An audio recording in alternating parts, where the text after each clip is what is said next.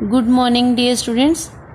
Today we are continuing our last topic, method of sampling. Method of sampling में हमने random sampling और purposive sampling दो तरह की sampling हम कर चुके हैं. थर्ड हम ले रहे हैं mixed या फिर stratified sampling किसको कहा जाता है. इसमें आपकी दोनों चीज़ें ही आएंगी कि आप randomly भी सिलेक्ट करेंगे और परपोजिव भी सैम्पलिंग होगी इसमें, इसीलिए इसको मिक्स सैम्पलिंग बोला गया है.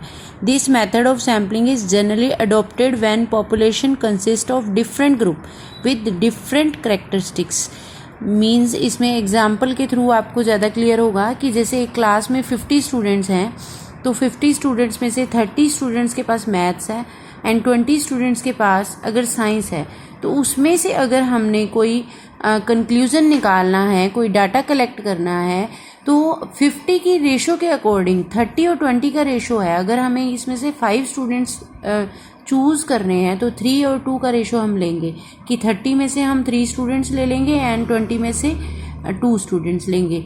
लेकिन अगर इन्वेस्टिगेटर का जो उसने रिसर्च करना है, जिस कंक्लूज़न पर पहुंचना है, उसके अकॉर्डिंग जो उसका पर्पस है इन्वेस्टिगेटर का, तो उसके अकॉर्डिंग वो अपनी सिलेक्शन को 4 और 1 भी कर सकता है. या फिर सारे मैथ्स वाले हैं या फिर होम साइंस वाले हैं, तो उसके अकॉर्डिंग पर्पस के अकॉर्डिंग जो है वो सैम्पलिंग लेगा. तो इसीलिए इसको मिक्स्ड सैम्पलिंग बोला गया है. ठीक है, इसके मेरिट्स ले रहे हैं हम. This method covers diverse characteristics, means अलग अलग तरह की करेक्टरिस्टिक्स होंगी इस डाटा में हमारी. On the basis of diverse characteristics of the population a comparative analysis of the data become possible. कि हमने उसमें से अलग अलग जो डाटा है हमारे पास, उसमें से हमने इस तरह से डाटा कलेक्ट करना है ताकि हम उसका कंपैरिजन जो है वो कर पाएँ. This method of sampling offer reliable as well as meaningful result. इससे हमारा जो रिजल्ट निकल के आएगा वो रिलायबल भी होगा और मीनिंगफुल मीन्स एक्यूरेट भी होगा. मीनिंगफुल के साथ साथ एक्यूरेट भी होगा.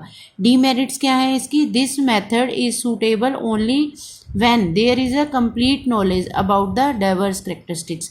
ये मेथड वहाँ यूज़ होगा जहाँ हमें इन सब की जो है अच्छे से नॉलेज हो. जब अगर हमें डाइवर्स करेक्टरिस्टिक्स पता ही नहीं है उस डाटा की, तो हम वहाँ पर अपना रिजल्ट जो है कंक्लूजन नहीं निकाल पाएंगे. There is a possibility of bias at the time of classification. तो इसमें जो है हमने कहा कि इन्वेस्टिगेटर के अकॉर्डिंग वो अपना पर्पस के अकॉर्डिंग जो है डाटा कलेक्ट कर सकता है. तो यहाँ पर पर्सनल बायस की प्रॉब्लम जो है आ सकती है. When the size of population is already small it may be difficult to further divided into smaller parts. कि जब हमारी पॉपुलेशन का पार्ट ही वो जो स्मॉल है, तो उसको हम अलग अलग पार्ट्स में डिवाइड नहीं कर सकते. नेक्स्ट आता है हमारा सिस्टेमेटिक सैम्पलिंग. सिस्टेमेटिक जैसे कि नेम से क्लियर हो रहा है कि इसके अकॉर्डिंग एक सिस्टम सेट किया जाएगा कि किस तरह से आपने डाटा चूज़ करना है. ठीक है, तो जैसे according to this method unit of population are numerically, geographically and alphabetically arrange. Means जैसे हमने फिक्स कर लिया कि हमने 15th 25th 5 के टेबल में जो भी आ रहे हैं, तो वो डाटा हम कलेक्ट करेंगे.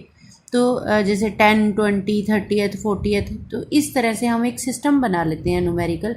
तो उसी के अकॉर्डिंग सैम्पलिंग की जाती है. ये मेथड क्या है, इसकी मेरिट्स हैं कि सिंपल है, इजी तरीके से हो सकता है और कोई भी पर्सनल बायस नहीं रहता इसमें. और डीमेरिट्स भी हैं इसकी, वो है कि every item in the population does not get equal chance. तो सभी जो डाटा है हमारा, उनको सभी को इक्वल चांस नहीं मिल पाता. जैसे हम लॉटरी मेथड से करते हैं, तो वो तो रैंडम सैम्पलिंग में सभी का पॉसिबिलिटी जो है वो बराबर होती है. यहाँ सभी नंबर्स की पॉसिबिलिटी नहीं रहेगी. If all the items in population are homogeneous and this method of sampling serves no specific purpose.